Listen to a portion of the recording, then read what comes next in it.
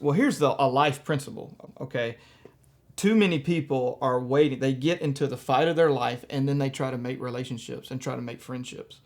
And I remember years ago, when I was in another battle in my life, you texted me and my wife, and you said, "Here's the best news: you don't have to make one friend for this fight. You've already made them." And I already had people to call and text, and I already had people who, "Hey, if you don't have peace, I got some. If you don't have faith, I got some." You That's know, true. and that was the first thing is out. Even though you don't feel like fighting, you've got friends that'll help you, and you fight no matter what your feelings are. That's good. You know, so I'm like, here we are, in the fight of our life.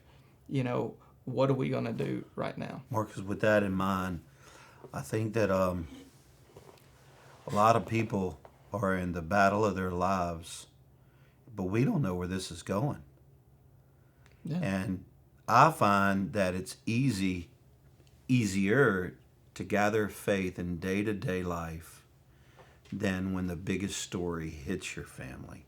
You can still get it then, but it's best to have the faith, your relationship solid. Just like friends.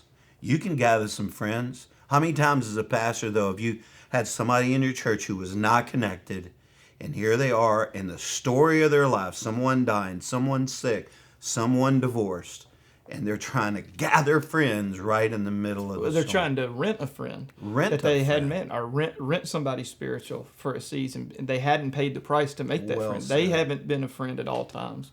They haven't loved through all circumstances. So they're just looking, well, who is spiritual that I can connect to? Man, you had to make that, the years before, being in a life group, making those decisions that give you health. Because there's people right now, they're in a fight for their marriage. They're in a fight for their kids. They might be in a fight for their health. The fight of your life begins way before the fight happens.